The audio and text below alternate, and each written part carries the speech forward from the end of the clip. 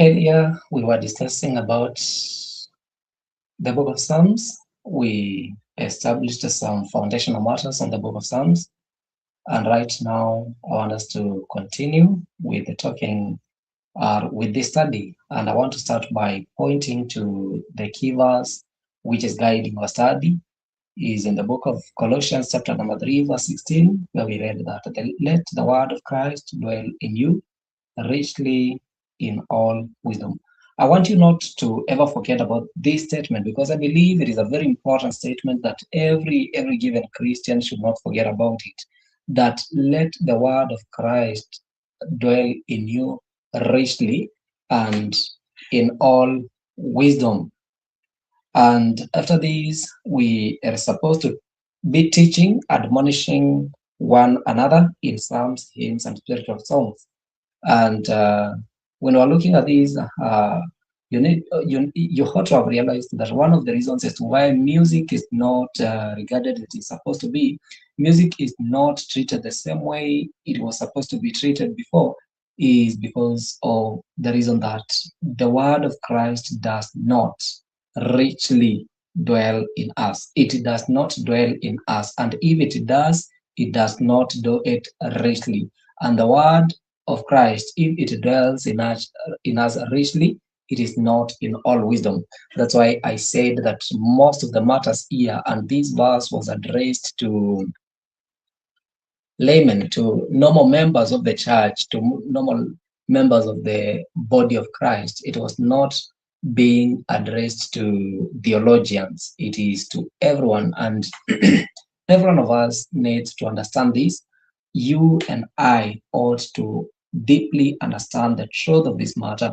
In the other time, we looked at the book of Psalms as the hymn book of the Second Temple and established that when it is referred by scholars as hymn book of the Second Temple, it is not just a simple thing. And when we looked at what Martin Luther says about it, we saw that there is an effect and a glow that springs not just from the words of the book or of the Psalms, but from the depth of the soul of the person who was composing this psalm.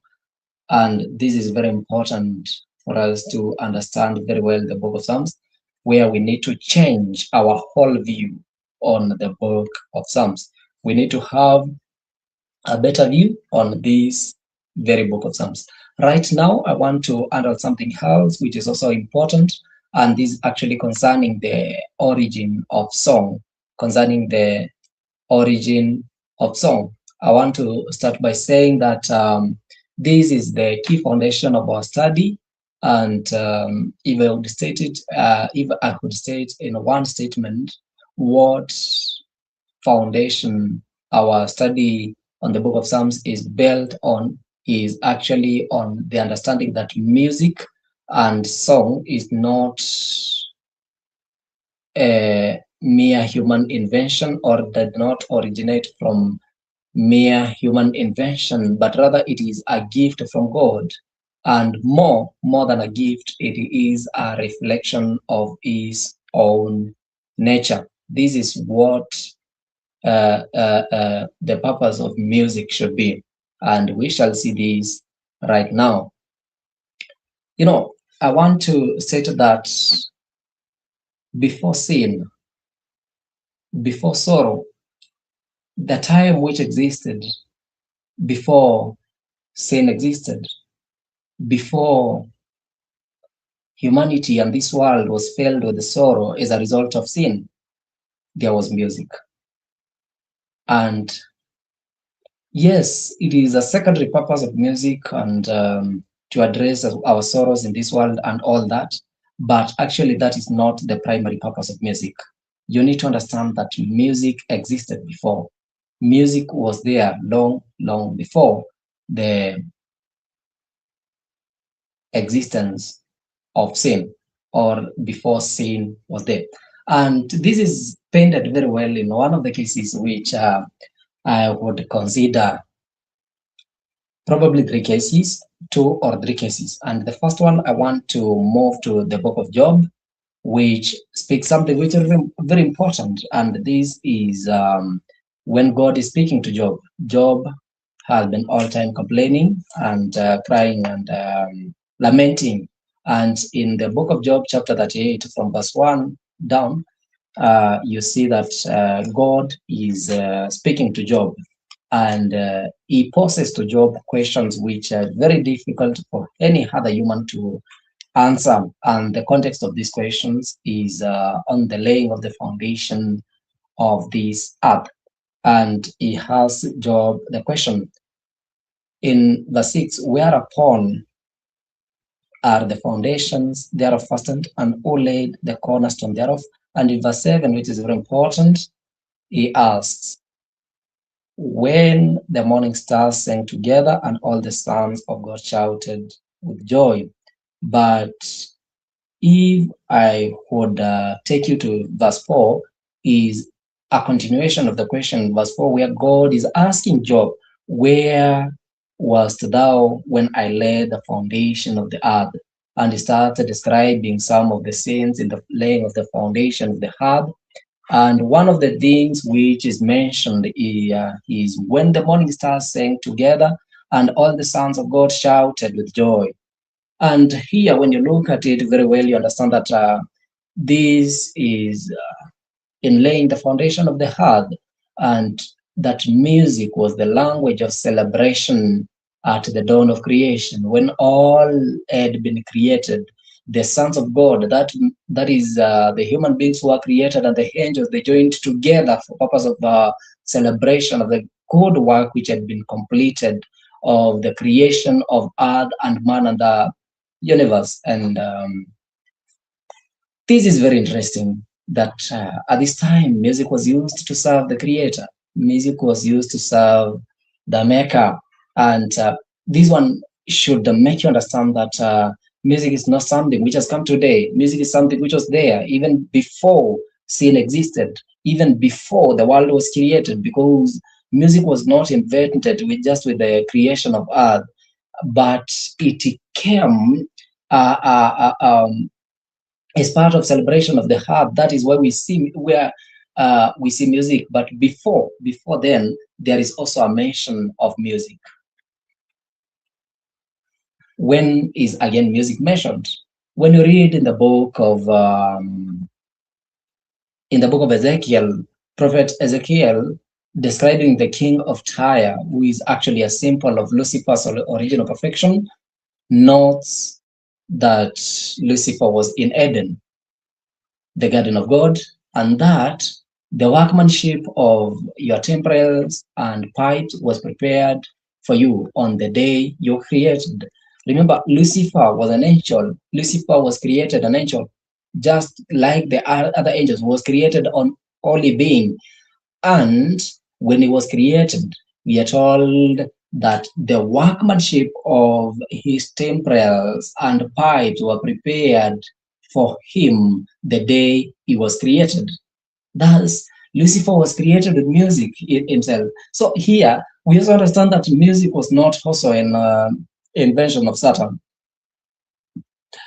Though Satan is well known with music before his fall, actually in heaven, and how he did good service to the Maker through music as the leader of the choir of heaven, we can see that he is not the originator of music. In verse 13, we are told that he was created with the timbrels and pipes. And so the question comes, who actually created Lucifer with this?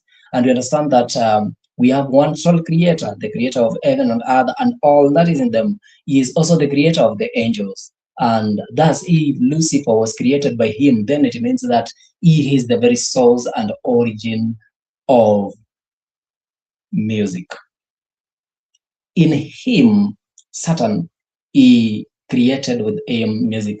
And this suggests that the being who became Satan was actually with good musical capacities as part of his covering and glory. And maybe there is something I would wish to mention, especially concerning this, because most of the people may do hear so much on this.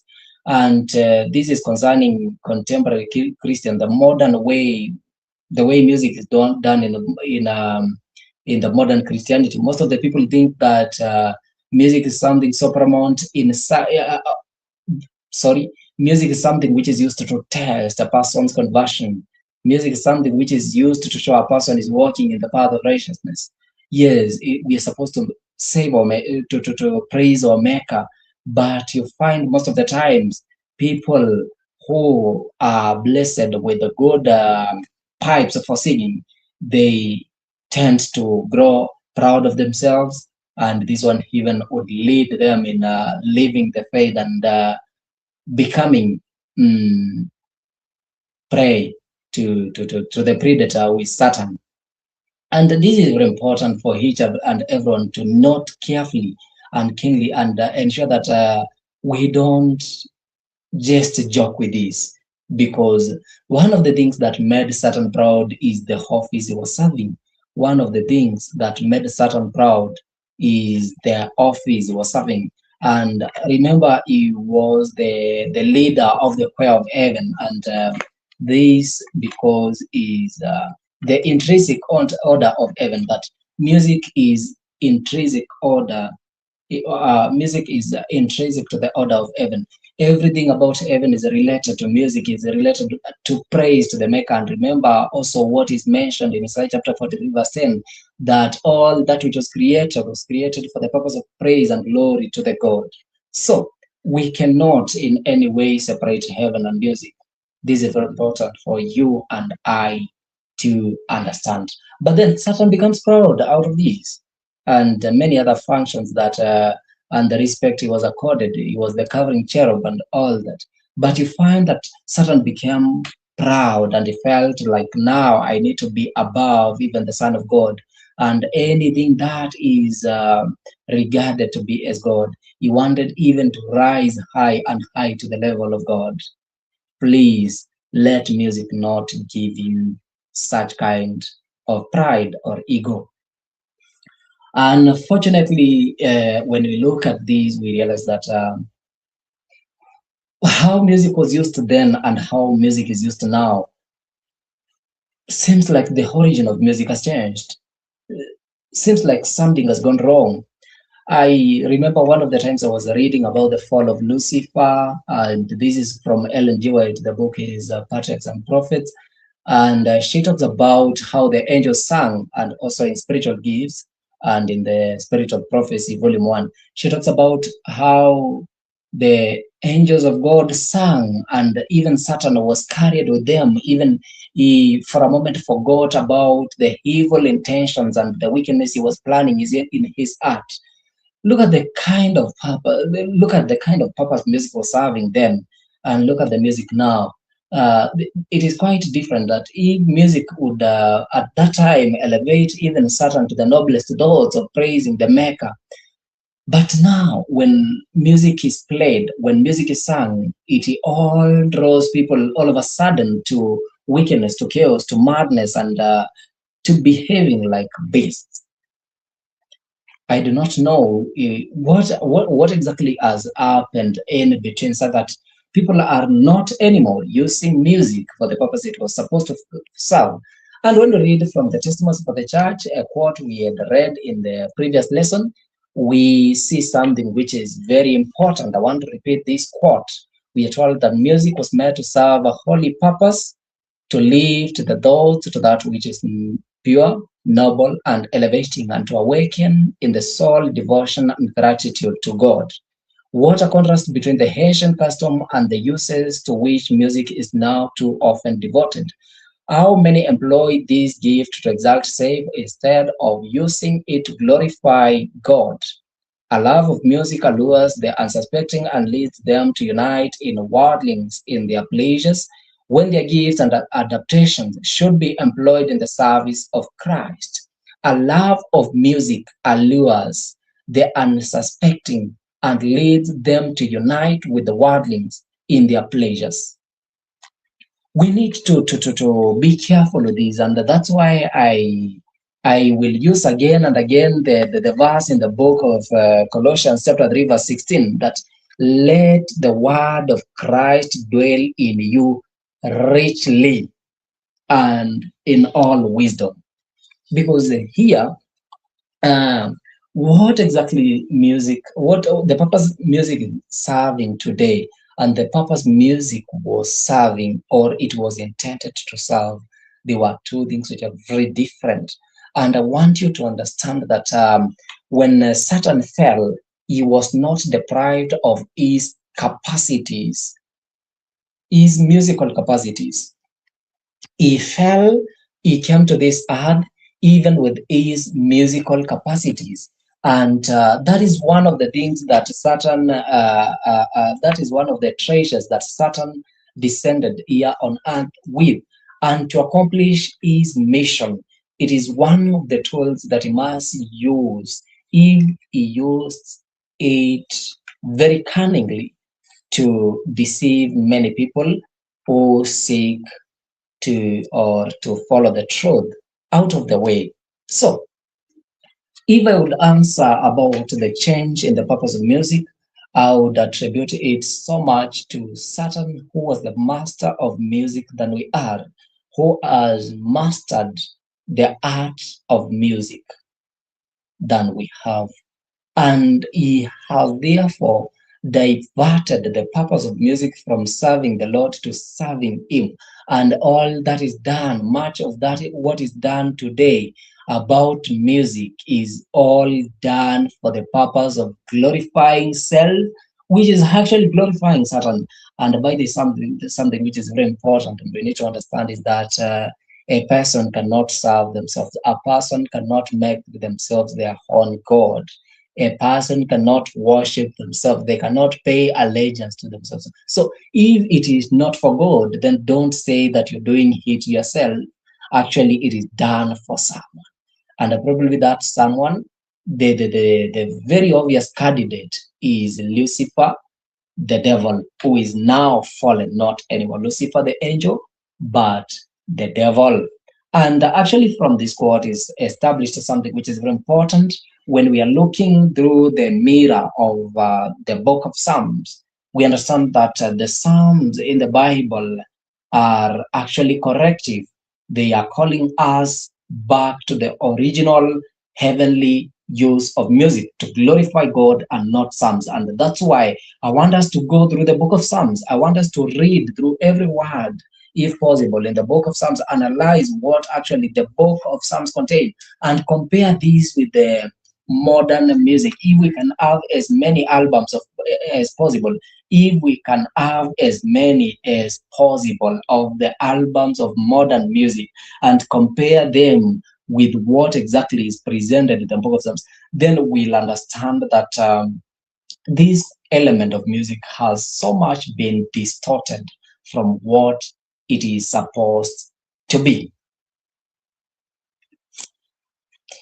Dear brothers and sisters, we need to understand this, the origin of music, because this is one of the things that we have not understood, and we tend to be tempted to do it in our own way. We need to understand that music is not your own invention. It is not my own invention. Even if I'm talented in music, even if I have a good voice to sing so well, then I do not have any authority, autonomous, if I would say autonomous authority over the way I should sing. God has prescribed on it. It is not our own. So we should not do it in our own way. It is God's. He invented it.